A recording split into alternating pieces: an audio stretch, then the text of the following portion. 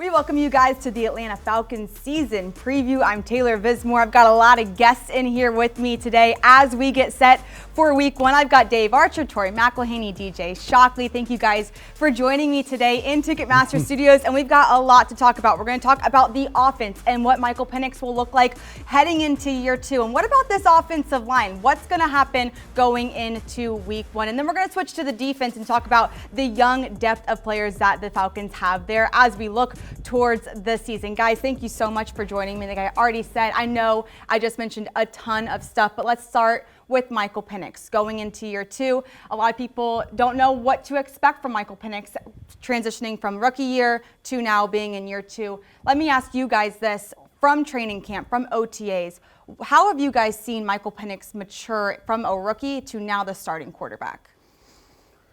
You know what? I'm excited because anytime we get the chance to talk quarterbacks, me and Archer are probably more than anything excited to talk about who Michael Penix will be, can be. And I think you see all the things that's happened over the offseason, some of the stuff that he's done to kind of get acclimated to everybody around him. You're talking about playing golf with some of his teammates, making sure that he is a more vocal guy, but more than anything, reaching out to some of the past guys who's done it, who's been there and done it at this franchise, and Michael Vick and Matt Ryan. This is a guy who has played a lot of football in college. This is a guy that understands what this league is all about. Playing 3 games last season was huge for him. Understanding the flow, how to get ready for a game, how to prepare himself. Michael Penix, I believe, will be a guy that goes into this season with so much confidence and has the ability to really take a hold over this whole entire National Football League. He said it himself, we want to be the number 1 ranked offense in the entire football league. And that tells you the confidence that he has. And this is a guy we know that wants to throw the football down the field, not afraid to do it. But has complete command of his offense. I was talking to Zach Robinson one day, and he said, you know what? When we drafted him, I knew he was smart, but this dude is way smarter than I ever thought. The way that he can recall stuff, his ability to be able to go back and see things. TJ Yates, the pass game coordinator, told me his first ever play with the Falcons in practice, they were going through a 2x2 concept, and he was throwing it to his left side, and he came back to talk to him. And this dude was talking about the corner and the safety on the backside. And he said, how did you even see that? We weren't even looking at that side of the ball, but it just tells you what kind of player he is, but also coming into year two, expecting really big things out of him. I think what's very interesting is we saw a side to Michael Penix in this preseason during training camp that I don't think we've seen before yet. Everybody talks about how calm, cool, collected he is as an individual. And we've seen all of that. Everything that happened last year with coming in with three games left in the season and taking over the starting role, that in and of itself, I think, showed a poise that not a lot of people would have in that situation. But what we have been, I think, looking for is what's the other layer of Michael Penix? What's the 1%? And we saw this fiery 1% from Michael Penix Jr. in the joint practices with Tennessee. And honestly, he had some words to say. He had some fire in him. And I loved hearing him talk after that incident where, it got heated. The first teams had to be separated. It's what you love about camp. And I remember he said after that, he was like, I'm still a kid from Tampa, Dade City. I got some fire in me. I am still that cool, calm, and collected guy, but at the end of the day, this is a competitor. And I think us seeing that 1% of what that fire looks like outside of the 99% of the cool, calm, and collected dude that we know him to be. We've all had conversations with him. We know who he is. Seeing that right there, I think ultimately should get fans excited about the leader that he is and also just getting people pumped for this freaking season, man. Yeah, I think when you pick out the defensive tackle or one technique from another team and you decide that's who you're going to go after, Jeffrey Simmons, one of the best in the National Football League in the joint practices, is what Tori's talking about. I'm going to go back to what Shock said about last year. I think that has been overlooked a lot. A lot of people are talking about, well, he only played 3 games. He did play 3 games. He made some throws in that game that, as a quarterback, jump out at you. Everybody will point to the throw he made to Pitts at the end of the game to get us into overtime against Washington. He missed some throws early on in the game, missed Drake on a couple of corner routes, didn't pull him down. And when the big moments came, he had the big sideline throw, he had the throw down the pipe on 4th down to get it to Pitts. But I'm going to advance to the next week against Carolina. He made 2 throws in that game. One of them was a simple throw. He threw a hitch route to, I believe, Drake on the right side. And there was a moment where they expanded the linebacker out where he was jamming the slot receivers to the short side of the field, and he saw the jam, ball came out. Because you're looking to try to read, okay, the vertical with the hitch. If they release the vertical, you're going to pop the vertical right up the seam. He immediately saw jam, boom, the ball came out to Drake. It was only an 8-yard gain. I thought, wow, he saw that quick. Then you advance further on in the game. He's got a 2-by-2 set, but he's got Ray in the slot on his left side. They play zone. They drop off in zone. So a corner is supposed to have that deep third, deep quarter area. But he saw the corner squat just a little bit on the outside receiver. He threw the corner route to Ray. And I mean, it's a bang play. It's a deep shot. But that's what Shock's talking about. His feel for the deep ball, the trajectory on the football, that's going to be what you're going to see more of in this Falcon offense, is the ability to touch people down the field. Now, you got to protect him. We got to be able to run it. But Michael Penix brings something to the game that, quite frankly, we haven't seen in a long time. And I'm talking about even going back to the Matt Ryan days. This guy can throw the ball down the field. He has no worries about doing it, and so I'm excited about that. T-Mac, one last thing you mentioned about talking about Penix and having that demeanor about him. And I think there's a misconception about us QBs that we don't have that fire because we're supposed to be calm. You're supposed to be chill. You're not supposed to be high. You're not supposed to be low. You're not supposed to have all that rah-rah in you. But you think about a guy at that position who has to know what all 22 guys on the field have to do at all times. No other guy on the field really concerns himself with every single person on the field, but then also a guy who has to sit back there when a Jeffrey Simmons is beating down on you. He's 300 pounds, and you got to stand there and you got to rip it. And that tells you that these guys are made a little bit different. Now, everybody in the NFL is tough, we know that, but to stand in there and know you're going to get smacked and then be able to get back up and get back in the huddle and call another play and go do it again, it just speaks volumes, and Michael Penix has that.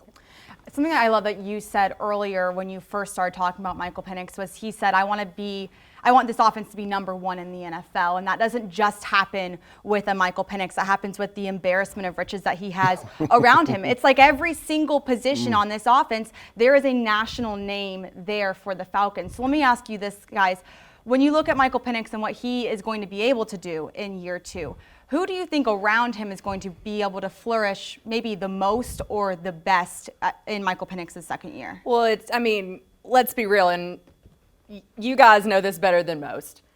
The best friend of a young quarterback is a dynamic run game. Talk to me. And Bijan Robinson is one of the most dynamic individuals in the game right now. And I think that when you're Michael Penix Jr. and you're sitting there and you know, along with the fact that a lot of this offensive line, which I know we'll probably get into more about the offensive line later, but you know what they've done collectively for Bijan Robinson, for Tyler Algier over the course of the last few years. Heck, running the ball down the right side behind Chris Lindstrom, every time they did it, it worked. So for me, it's like that old saying, it may be super cliche that a dynamic run game is a young quarterback's best friend, but like that is so true in the scope of what the Falcons ultimately want to be. Their bread and butter is what they do with Bijan Robinson. You're not going to get away from that just because you have Michael Penix being able to throw the ball downfield and hitting guys in a window that you're like, how did that even happen? Right. No, and think about what Bijan brought to the table from a make something out of nothing scenario. I mean, there's a lot of times where you might think you got the right play called. Shock and I will tell you, hey, the defense dialed it up the right way. We don't have anything going on. And all of a sudden, Bijan makes it a 5-yard gain. I'm 2nd and 5 as opposed to, 2nd and 12. Bijan was number 3 in the National Football League in tackles, making tackles miss. 83 tackles missed last year when you try to get number 7 on the ground. But how about Drake London, his emergence of what he's become? Obviously, the 100-catch season last year, almost 1,300 yards, 9 touchdowns. And you expand what Drake did from 23 to 24. He was a slot receiver on about 19% of the throws in 23. They moved him inside to almost 40%, and he became the 100-catch guy. Yeah. So now all of a sudden, do I not have the problem of Mooney or Ray or some of those guys on the perimeter? Now I've got Drake to deal with, and hopefully the reemergence of Kyle Pitts in those slot areas to create major problems. And then you expand that down to the red zone, which to me is the area you have to become better at. Yeah. We got to be good on third down, but the red zone has to expand. And what better way to do it than with two guys that have 7-foot wingspans like Kyle Pitts and Drake London? Two things that stick out to me. You guys mentioned absolutely two guys who are going to have phenomenal years and big numbers because of the guy who wants to get them the football. I think we started camp, and the first time Michael Penix talked, he talked about, y'all saw we got the ball to Kyle Pitts today. You know what I'm saying? Said. Like, yes, there's something to when your quarterback wants to get the football to a particular player. As quarterbacks, I remember there were times where versus certain coverages, versus certain leverages, you're not supposed to throw the football to a certain guy. I remember in college, I had a tight end. He was 6'7", he was 260 pounds, and he's running a stick route to the left. There's outside leverage, and I still threw it to him because I knew he could win. That's sure that was because you didn't read the coverage? Right? No. Just because I knew I was going to get a completion for sure. And it reminds me of last season. Falcons are playing the New York Giants. Michael Penix puts Drake London up to bat. First time it didn't work. The very next play went right back to him. Puts him right back up to bat. That Yeah. tells you that this guy has supreme confidence in who he's throwing to. And if he wants to give you the rock, he go give you the rock. And that's something that you got to love. And we've talked about Kyle Pitts obviously having a reemergence. And to have a quarterback that says, I want to get him the football, I mean, that's huge. Yeah, I think what Tori said earlier was right. I mean, we're going to go ahead and move on to the offensive line. I do think all of these pass catchers, though, will flourish in the second year of Michael Penix's time as the starter. But let's kind of talk about the offensive line because during training camp, Caleb McGarry and Storm Norton both went down. And now with the 53-man roster, they have been placed on IR. Storm does have the designation to return. McGarry does not. That has created a ton of questions about the tackle position. Period. Yeah. But let's kind of talk about the offensive line depth because it's been your main topic of conversation throughout training camp is the depth there at offensive line. Knowing what we know now about the tackle position and then looking at the rest of this offensive line, what do you think the expectations are or maybe even the concerns are about this offensive line going into week one? I think that's the valid word to use is the concern level. Where's your concern level? I think the concern level is probably ramping up to around a 6 or a 7 when you start thinking about it.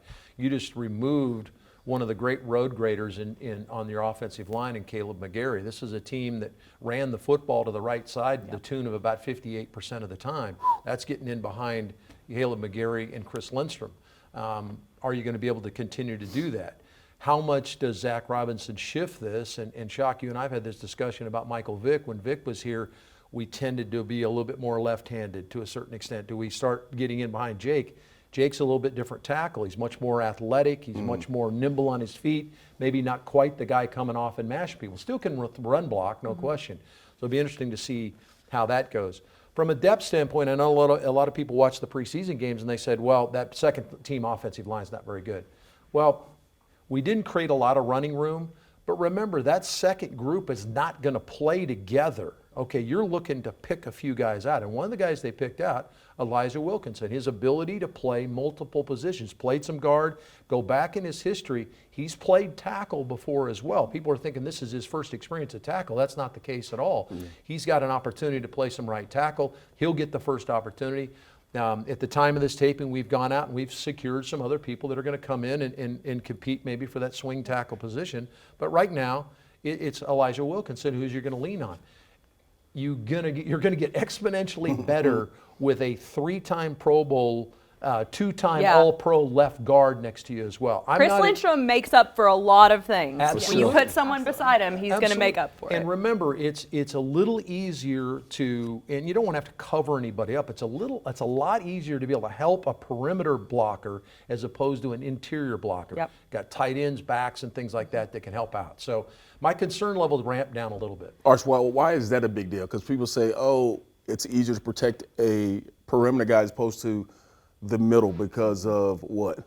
Well, because you're trying to stay solid. Why is it important? Yeah. You need to stay solid on the inside. Most of us as quarterbacks, we're able to climb in the pocket. What the tackles have the ability to do that guards and centers don't do, they can't run a guy around the pocket. Tackles can run guys around the pocket, and you can get a guy to help you do that, whereas the guards got to stay styled and center stay styled. And I think what's important to note, too, is, you're missing that one guy who's been over there, who's done it, who played in 16, 17 games last year, has been a consummate pro for you.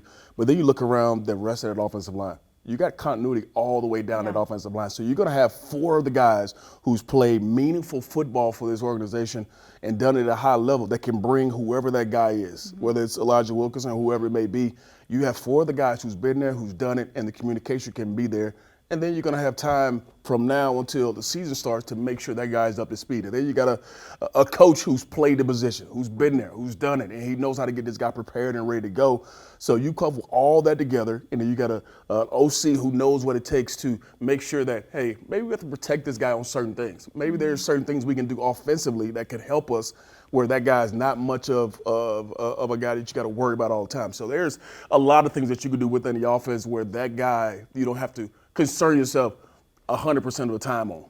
Something that I just thought of when y'all are talking about Elijah Wilkinson and, well, can he fit in here? And what about all the continuity? Is there's a ton of continuity. And I think of someone like Ryan Newsel, who came in and he had to step in for Drew Dahlman, who was a draft pick, and Ryan Newsel was a UDFA. And it was almost like he knew everyone else around me knows what they're doing, and I have to step into my role and do my job, but they're going to help me along the way. And I think that's part of the reason that he was signed here and re-signed here. And I think knowing what we know now from Ryan Newsel and how he was able to come in and lean on these guys that have the great continuity that we always talk about this NFL offensive line, I think that almost calms the nerve of this offensive line unit now that the right tackle position is more of a question mark. Yeah, let me give you one name, Tyson Klebo. Big Was Klebo. on 3 different practice rosters. Yeah. Came here, started 115 games, and is on the all-decade team. Love So Klebo. don't be concerned Love about it. the fact, hey, this guy's been buried on Yeah. practice squad or whatever. Hey, and also this, I had a conversation with Terry Fontenot that you can check out on this YouTube channel, AtlantaFalcons.com, wherever you get your stuff that we're doing.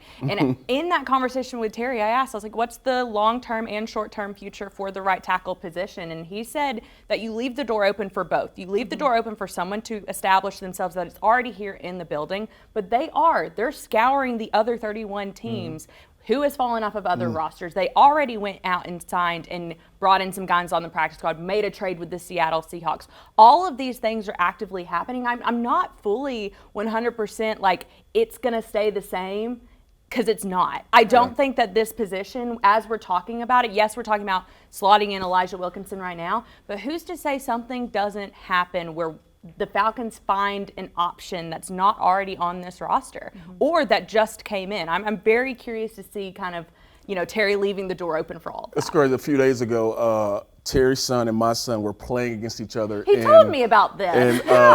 And I see Terry out there, and he's on the phone. He's phone. working. And that tells you, it don't matter when or where, the work's going to get 24/7, done. right? It What don't does he stop say? just because you watch 24/7, it. 365 is what he says all the time. So I see them, and we had a good laugh about it. But it just tells you, like, it's an ongoing process. They never stop. It doesn't matter what's going on outside. Of course, you got other lives, but still, they're trying to do what's best for this organization. They continue to do that. Yeah, well, I know this offensive line unit, we talk about the continuity of it all the time because this is one of the more seasoned units on this team. Let's kind of flip to the younger side of the ball in the defense. I actually did the math yesterday in terms of experience. The average year of experience on this entire defense is 4.2 years of experience. That's a rookie contract. When you look at this defense, I mean, it's a lot of young guys. We've talked about it ad nauseum. It feels like a lot of rookies coming in, a lot of second-year guys coming in, potentially starting for this Falcons defense. What excites you about this defense going into 2025?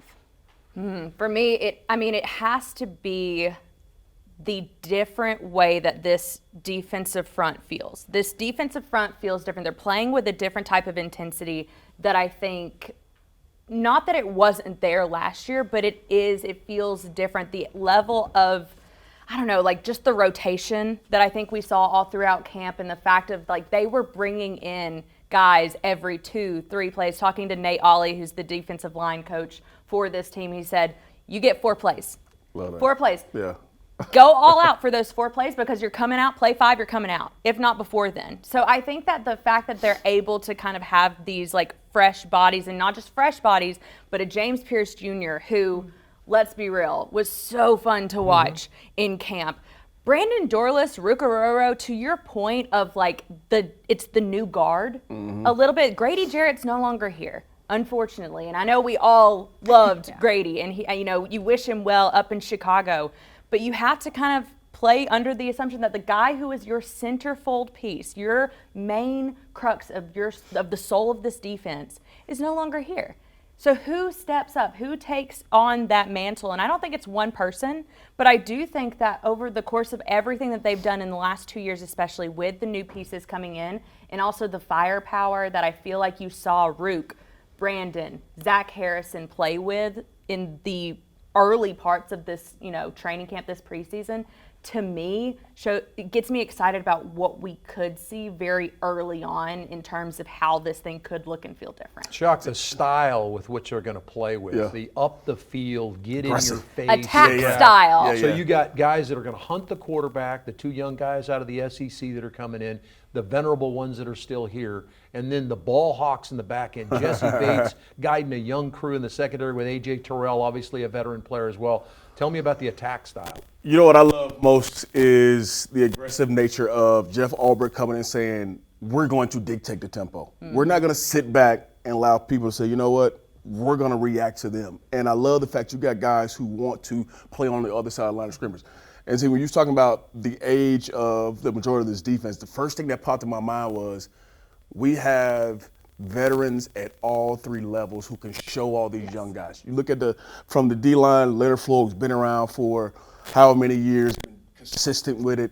David Onyemata in that, interior. You got Caden Ellis on that linebacker, and Divine, who's, played a lot of football for you, and the guy who you just talked about, Jesse Bates. Everybody follows the tune of what Jesse Bates does. A proven leader, a guy who does it inside the locker room and on the field. I remember listening to Brick talk about Jesse, and he just said, I don't know if I've been around a smarter player in my entire career. And that speaks volumes for a guy who's been there, who's done it, who's played it, and he's coached it at the highest level. And now he's coaching a guy who's still, at this age, at this part of his career, is still trying to push the needle on how smart he can be as a player. And that's what I think you have to kind of lean on is, you got a lot of young talent, a lot of guys who maybe are learning how to play in this league, but then you got guys who they can look right down the hallway or in their meeting room and say, you know what, I can follow what that guy does. Here's the thing, too. Leonard Floyd has had 8 or 9 or 10 5 plus 3 years. sacks Yeah, come on. in the last 5 years. We're not talking about someone who is, yes, he may be in the twilight zone of his career just based on the nature of the NFL, but we're talking about someone who has been incredibly productive. Yeah. And I think that you can't overlook that piece of it, too. Well, we're singing praises, and rightly so, because we're excited about some of these young players. But make no mistake, there is going to be some mistakes made on that side of the football. There's going to be some mistakes made on the offensive side of the football. So there's going to be some growing pains. It's not going to be perfect. And, oh, by the way, the other team's getting paid to play, too. So the coordinators are going to have to be really good on offense and defense, game plan-wise, early on. Schedule's pretty difficult to start. Tampa Bay week 1, you have a rematch with the Washington Commanders. I mean, even, let's be real, Carolina Panthers has pumped a lot of money into their defense this offseason. It's not, that first 4-week time period is not a walk in the park. We're going to get to those matchups in a little bit, but before we move on from the defense, just quickly, I want to get you all on the hot seat really quickly. Hot seat. One player on the defense that you are most looking forward to seeing in 2025. I'll start with you. Yeah, I'll start with Billy Bowman, a guy that I feel like has the ability to do a lot of stuff for you. He's built like a fire plug, He looks, he's just thick. He can defend against the run. He can come after you. I think his coverage ability, ran 4.42 at the combine. I think we're going to find that he's the guy that's a difference-making player. Shock, you go. You took mine. You took mine. I'm sorry. I mean, Agent 98. You know what I'm saying? I think I'm excited to see Root go, man. Obviously, he played some last year. But his ability to kind of take over that spot and be a guy that we saw, you just mentioned in Grady, who played 10 plus years here. Yeah. Can he be that next guy that takes that step? And he wants it. He has great personality, as we know, but has the physical abilities to go do it. So I'm excited to see where Root goes this year. James Pierce Jr. I talked about him before. This is a guy that the Falcons had such conviction on. You think about it, they're staring Jalen Walker dead in the eyes. Down, like at number 15, they can't pass up Jalen Walker. You can't pass him up. As can't do it. you know, the three dogs. Poor Arch is completely. They did it for 50 years. Arch is an honorary dog, so don't worry about that. Exactly. But no, you're Terry Fino, you're this front office, you're staring down at Jalen Walker. You can't pass him up in number 15, but you have such conviction in James Pierce Jr. and who he is and what he can be, his assets. I remember talking to Jeff Ulbrich immediately after they got James Pierce Jr. here. They drafted him and went back up into the first round to get him. And he said, this is a guy who's going to be a menace.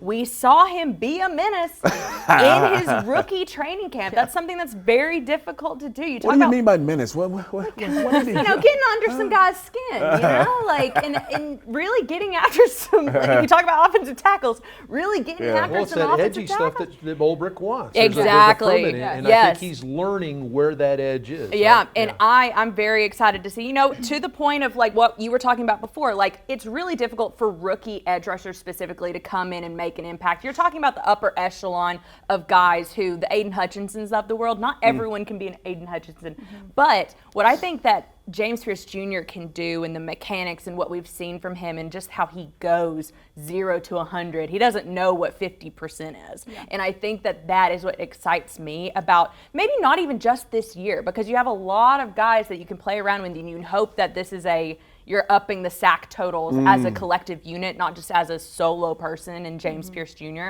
but as a defense overall and playmaking ability. But James Pierce Jr. has, I think, the potential to be special and be a special piece of this defense in his rookie year, and it starts this year, and I'm really excited about it. You got people hair standing up talking about up in the sack total now. Yeah. Well, I think, too, when you were watching James during camp, I think there was a lot of excitement to see Jalen Walker, obviously, but then also to see what James would be able to do. He's kind of more of a quiet guy in person, but then he gets on the field. And I feel like there were multiple times where everyone, whether it was fans or media, we were all like, did you see that? Oh, yeah. Did you see that one-on-one, or did you see him bull rush, or whatever it was? I think all of us left training camp very impressed and excited to see what James Pierce would be able to do in his rookie year. You took mine. It was going to be Roof, but I'll give you guys another one. Pivot. I'm going to go with Xavier Watts. I think, obviously, there's been so much conversation about Jesse and how much of a great mentor he is and how much of a great leader he is. And he's obviously one of the bigger focal points of this defense. But I think something that intrigues me about Xavier is similar to James Pierce. Is he's very quiet. Yeah. He does not speak. He's very quiet. But I think he kind of switches something in his brain when he gets on the field, and he becomes this ball hawk. I mean, he led the college football in interceptions last year. I think it's really exciting, and I think when you look at this week 1 matchup against Tampa, they're going to be firing on all cylinders. They have all their wide receivers back. They just drafted a new wide receiver as well, and I think it will be really important for Xavier to step up quickly and become a 1B or even a 1A next to Jesse Bates. How about that? We picked 3 rookies and a second-year guy. Hey, that is the marker of this defense. I mean, we can all easily be like, oh, I'm excited to see Jesse. Who's not excited That'd be too to see boring, Jesse? huh? Right, yeah. Everybody wants to see Jesse. Right.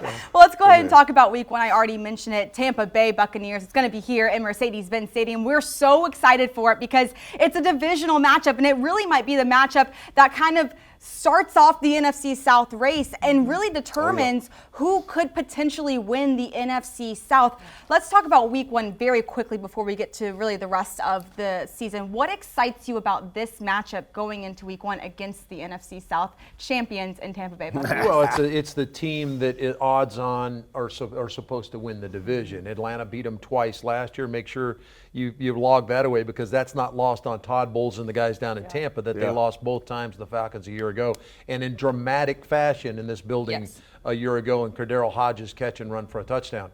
So they've got. Do you store that? You certainly do. There's some angst there. There's some things they want to get over, hump they want to get over there to beat Atlanta here. But I think the thing that I'm most excited about is the ability to get after them with this young group of defensive players we just talked about.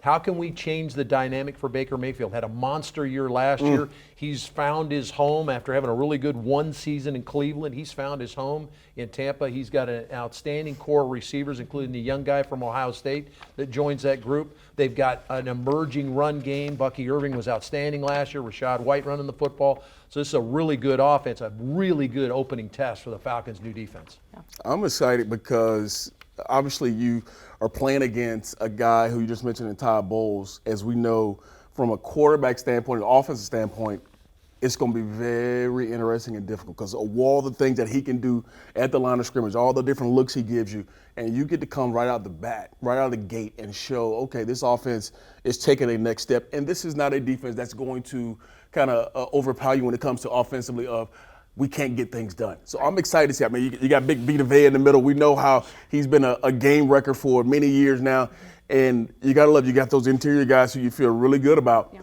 But this is going to be, I think, a true test right out of the gate for Michael Penix playing against this Tampa defense with Todd Bowles, who does so many things, who wants to be similar like us, be very aggressive on the defense side of the ball, change the looks, bring guys, show you different looks at the line of scrimmage, and how we can, find a way to be successful versus that defense. In that same vein, there's another side to that same conversation, that coin, and it is that the Tampa Bay Buccaneers have not faced Michael Penix yet. Yeah. They have not faced this iteration of this offense with Michael Penix at the helm of it. And I think ultimately that kind of allows for, they haven't seen it. You've seen 3 games, but I do think that what Zach Robinson has been able to do over the course, we talked about play calling earlier and how it shifts, how it evolves. And I do think that with Michael Penix in that pocket, it's a different vibe than what it is with Kirk Cousins. Not right or wrong. We saw Kirk Cousins absolutely light up this Tampa Bay defense last year. Yeah. And Kirktober was insane. We all were there. Yeah. And so,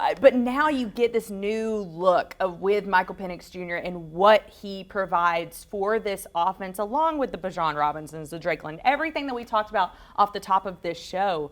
But that one piece, the one guy that touches the ball every single play. Look at Tori. She kind of thumping her No, chest saying, we got something new for you. I mean, that's what we're doing here. We're giving people things to think about, right? And you got to think, if you're Todd Bowles and you're like, you kind of have an understanding of what Zach Robinson's going to throw at you. But as soon as Michael Penix gets in that pocket and he has such a live arm, and you have some receivers on the same page as him, I think it could be very interesting. Now, is it going to be beautiful and perfect and absolutely amazing? No, it is not. I'm not even going to put that out there. But I do think it's going to be fun. Yeah. I think it's going to be a fun game, a fun matchup, and it's one I'm personally really, really So you're saying Todd Bowles is going to have a couple sleepless nights coming up here, worried about where Bijan Drake, where's it's. Well, listen, I don't want to play devil's advocate, but Tori brought up a good point that this is going to be the first time Tampa sees Michael Penix. But Tampa also has a new offensive coordinator. Yeah, 3 years in a row, 3 new offensive coordinators. So it's going to be a little bit of a different offensive flow, even though you have Chris Evans and Chris Godwin and Mike Evans, but you also have a new wide receiver who is potentially one of the best wide receivers in this draft class coming into 2025. When you look at that offense and potentially what they could be, and then look at this young defense, what are the expectations and the excitement level going into Tampa week 1 with a new offensive flow from Tampa Bay Buccaneers? Well, the biggest thing that you've got to make sure you take care of is what I talked about is their emerging running game. Yeah. Yep. You can talk all you want to about the bells and whistles on the perimeter, but if we can't stop the run game, then you got a problem. And you've got a young group in the front 7. You got a couple of veterans in there, and Onyemata and Caden Ellis. Obviously, Divine Diablo has some experience in this game, but you've got some young players up there that are going to be adjusting to the run game. They potentially could be a little wounded along the offensive line, much like maybe we are going into the game. But Bucky Irving is a legitimate good player, and they can throw him the football too. He's our version of Bijan Robinson. So number 1 is to take care of the run game, and that's the part that I'll be really focused on early on. How many times can you get Baker Mayfield in second and third long situations? Good call. Good call. I think Arch brings up a lot of great points, and as we talked about, as you said earlier, Tori, I mean, having a run game helps the quarterback so much. 100%. And we know the competitor that is Baker Mayfield.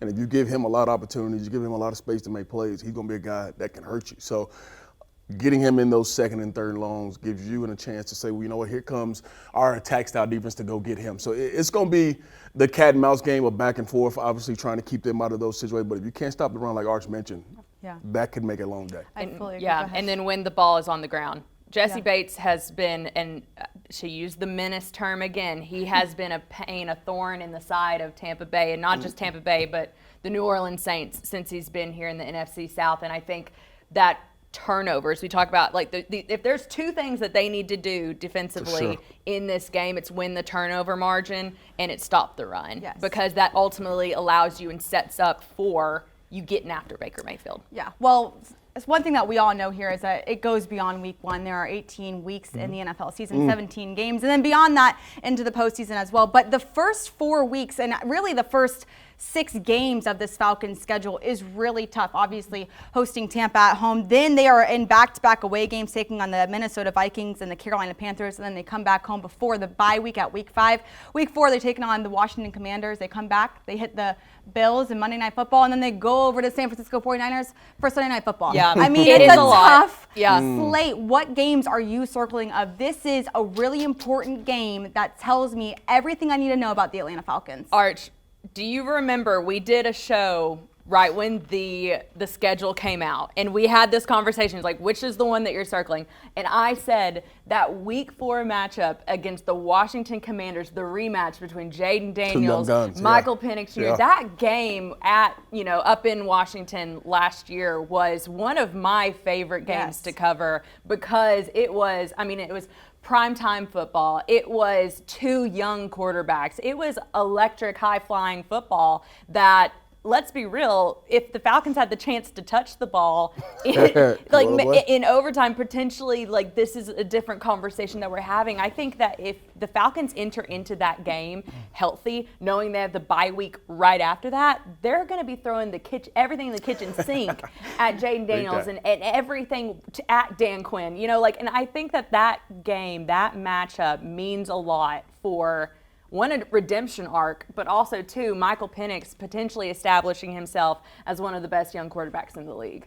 I think it's interesting. You can easily point to week 2, right? Because it's the rematch of J.J. McCarthy and Michael Penix, national championship game from a few years ago. So that's cool, and it's in prime time. I think the game that I point to, and Tori's right, that game going into bye week is a huge game, and obviously the rematch and all the implications. Mine kind of drifts to the game after the bye week. How do you recover after the first 4 weeks? Don't know what the record's going to be, but you're taking them one game at a time. But what you do with that week off as a young football team, do you regroup now and then make that surge? It's an early bye week. Most coaches don't like the early bye week, right? I don't. Yeah, well, I'm not a coach, but I don't. So you got that early bye week, and then here comes the defending MVP of the National Football League, on prime time. Yeah, in the Buffalo Bills. So, Monday night. Right. Yeah. And who knows? Maybe that's a Super Bowl preview. Oh, wow. What is it, from your lips to God's ears? That's what everyone right here that's watching this Put it is out there, like. Arch. I like it. Put it out there. I like that. It's tough for me because I think y'all bring up really great games, and it's hard to think about just one. I think you mentioned those first 4 games, and it's hard to just say one because, for one, you got 2 division games in there. Yep. And then you got all 4 games are inside the NFC. Right. And we know how late in the season, tiebreakers, all that kind of stuff goes into play. I'm still going to go back to the game we just talked about, Tampa. Yep. I think the first one out of the gate, obviously it's just one, and it won't be the end of the season if, goes one way or another.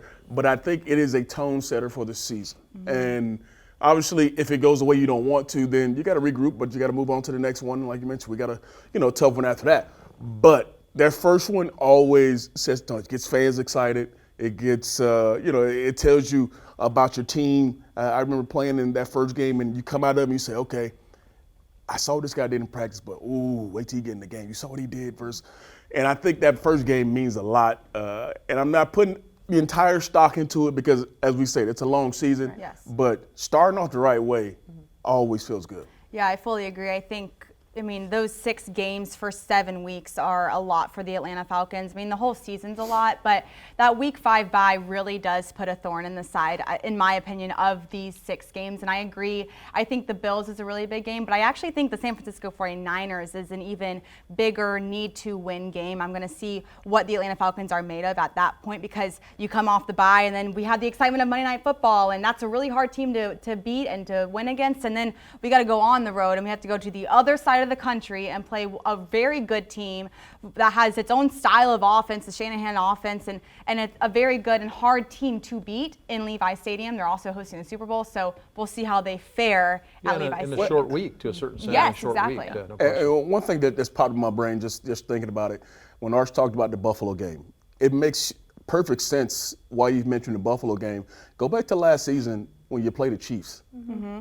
And you feel like you should have won that game. Yeah. And everybody looked at the Chiefs as obviously a team that's been to the Super Bowl a number amount of times. If you can beat those guys, you feel good about yourself. Yeah. Feels good because the Bills are a team that everybody looked at and say, hey, they've been there, they've done it, they're winning. Mm-hmm. You win that ball game, you feel like, okay, we can play with some of the best teams in the entire National Football League. Confidence goes a long way. For sure. It does. For sure. Yeah. And I think a lot of teams tend to snowball when those big wins happen against Super Bowl caliber teams, and that could happen against the Buffalo Bills at Monday Night Football. You guys, thank you so much for joining me. We hope that we got you guys ready for Week 1 at Mercedes-Benz Stadium as the Falcons take on the Tampa Bay Buccaneers. It's going to be a fun 18 weeks of football, and we will see you guys at the end of it, hopefully going into the postseason.